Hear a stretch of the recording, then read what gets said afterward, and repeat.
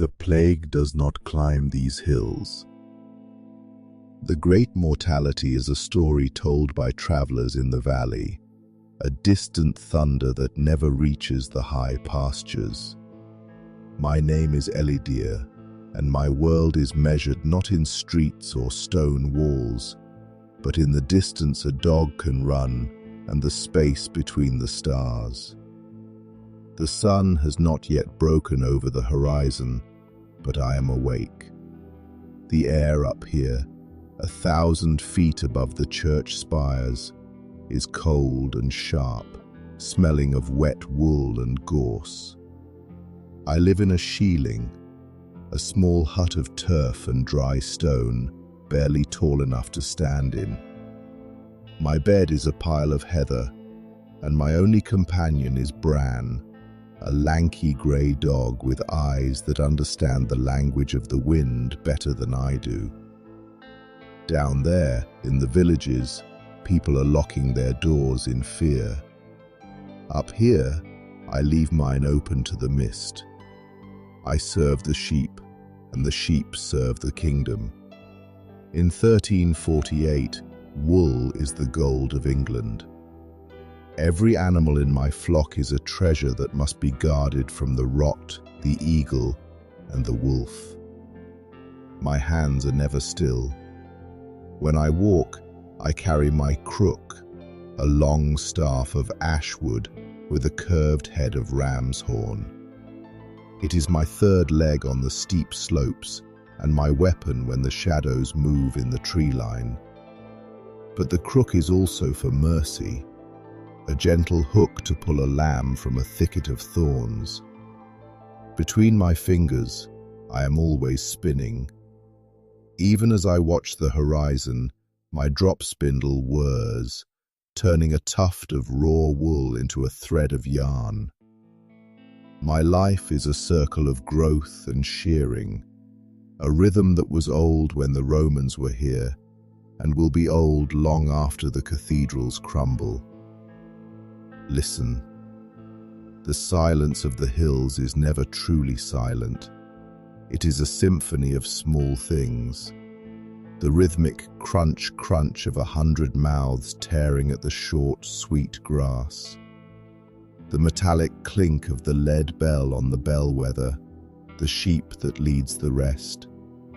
The sharp, short whistle I send to Bran, and the soft thud of his paws on the moss as he circles the stragglers. At midday, I sit by a spring that bubbles out from under a limestone crag. I eat a piece of hard sheep's cheese and a crust of rye bread, watching the hawks circle in the blue vastness. There is no clock here but the sun. I know the time of day by the length of the shadow cast by my staff. There is a peace in this emptiness that the men in the cities will never know. They have their gold and their laws.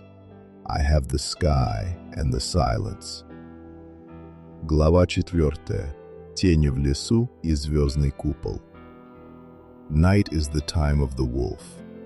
As the light fades into a deep, bruised purple, I gather the flock into the fold, a circular wall of stone. I light a small fire of peat and dried gorse. The smoke is bitter and blue, keeping the midges away. This is when the world feels smallest. Beyond the circle of my fire, the darkness is absolute. I hear the owls calling from the ancient oaks below, and sometimes a low, mournful howl that makes Bran growl in his sleep. I look up at the Great Bear and the Path of Souls, the Milky Way. The stars are my map and my calendar. I know that when the 7 sisters rise at a certain point, it is time for the lambing. I am a small man under a vast dome, a single spark of life in a cold, beautiful wilderness. I am Elidyr, the shepherd. I am the watcher of the hills, and tonight the world is at peace. I do not count my sheep like a merchant counts his coins. To the people in the valley, Numbers are cold things written in ledgers. To a shepherd, counting is a song, an ancient rhythm passed down from the Celts who walked these hills before the first stone of the church was laid. Yan, Tan, Tethera, Methera, Pimp. The words feel smooth and round in my mouth, like river stones. I stand at the gate of the stone fold as they pass me, one by one, in the gray light of dawn. Cethera, Lethera, Hovera, Dovera, Dick. If I reach 20, I make a notch on my wooden tally stick and start again. This language is the only bridge between me and the ancestors. When I sing the numbers, I feel their shadows standing beside me on the ridge. The sheep understand the cadence. It is a hum of safety, a signal that their master has seen them, that the flock is whole, and that for one more day we have cheated the mountain and the predator. A shepherd must be a surgeon of the wilderness. An eagle does not care about the four humors, and the rot does not wait for a physician from Oxford. My pharmacy is a leather pouch hanging from my belt, filled with the pungent secrets of the earth. When the scab comes, I don't use prayers. I use birch tar and boiled hog's grease. I spend my afternoons kneeling in the heather, pinning a struggling ewe to the ground to rub the black, sticky ointment into her skin. It smells of smoke and old earth, a scent that stays in my skin for weeks. I know which moss to harvest from the shaded side of the crags to stop a wound from bleeding, and which bitter roots to grind for a lamb with a winter cough. My hands are stained yellow by the juices of the celandine and scarred by the needle-sharp teeth of the briars. I am the only shield my flock has against the invisible tiny deaths that crawl in the grass. Isolation is a slow-growing vine. At first, it is a relief, a quiet escape from the frantic whispers of the plague-stricken towns. But after 40 days of hearing nothing but the wind and the bleat of the ewes, the mind begins to play tricks. I talk to Bran more than I ever talked to my own brother. He listens with a tilt of his head, his golden eyes reflecting a wisdom that doesn't need words. Sometimes, when the mist rolls in so thick that the world vanishes 10 paces away, I hear voices. Not ghosts, but echoes of conversations from years ago, drifting in the damp air.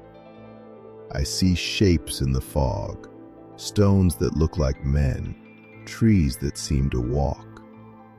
I have to strike my iron-shod staff against the rock to remind myself what is solid. Clink, clink. The sound anchors me to the earth. A shepherd is never truly alone. He is haunted by his own thoughts, which become as loud as the thunder over the peaks. Once a year, the silence must end. Midsummer is the time of the shearing, the only time I must leave the safety of the heights and descend into the world of men. We gather the flock, a sea of white moving down the green slopes, the bells ringing a frantic chorus. This year, 1348, the descent felt different. As I approached the village at the foot of the hills, the usual bustle was gone. No children came running to see the dogs. The air didn't smell of wood smoke and baking bread. It smelled of lime and stagnant water. I stood at the marketplace with my heavy sacks of raw, oily wool, waiting for the merchants who usually fought over my golden fleece.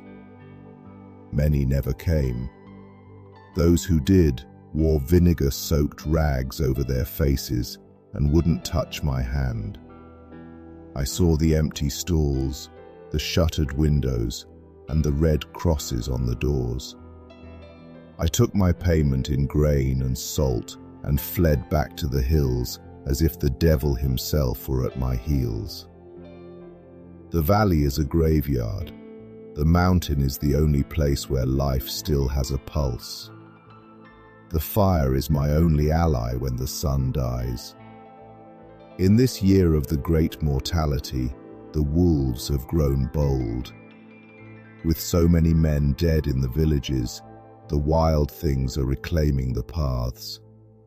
I can see their eyes at the edge of the firelight, twin sparks of amber that move in pairs.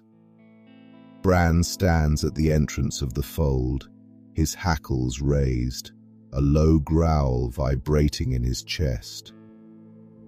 I grip my crook, the heavy ram's horn head cool in my palm.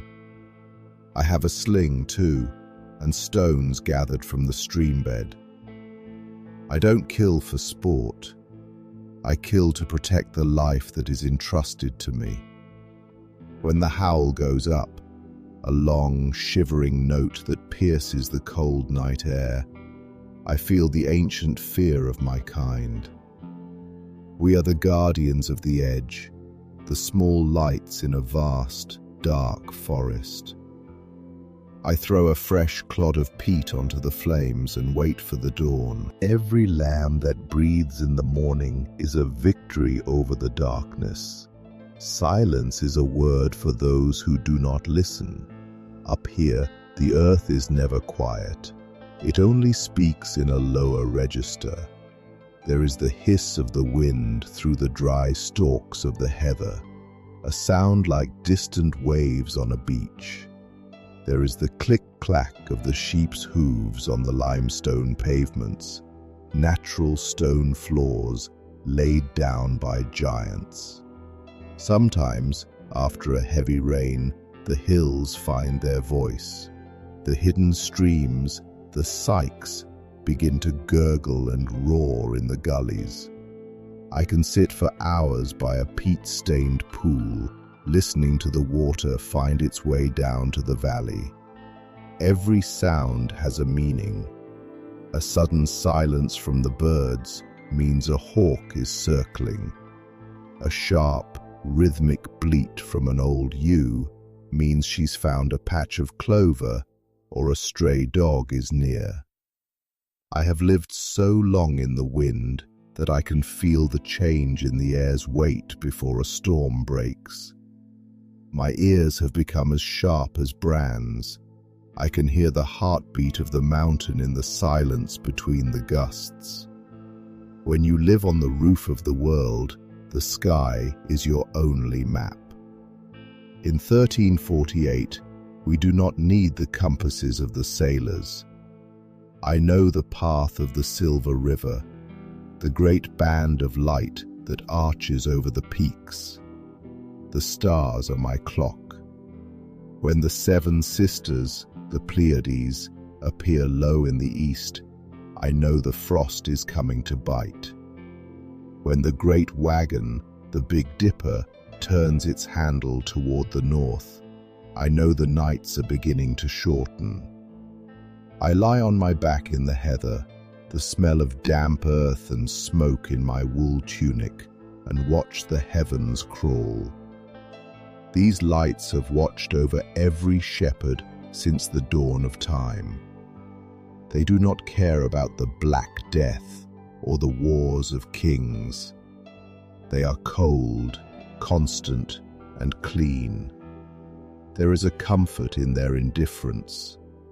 To see the same patterns night after night is to know that even if the world below is ending, the order of the universe remains unbroken. I am a small shadow under a million lights, and for a moment, the loneliness feels like a blessing. There is an old law, unwritten but stronger than any king's decree. It is the right of the high pasture. Down in the valley, men fight over fences and boundaries, over every inch of mud and gold. Up here, The only boundary is the horizon. I am the king of this empty kingdom. By ancient custom, a shepherd is free from the taxes of the town and the service of the Lord, as long as he keeps the flock safe. We are the borderers, living on the edge of the known world. In this year of 1348, this freedom has become our salvation. While the lords and bishops are dying in their stone palaces, I am alive because I am forgotten. My right is the clean air, the cold spring water, and the distance between me and the breath of a sick man. I am poor in coin but rich in life. As I look down at the dark, silent valley, I realize that the high ground is the only throne worth having.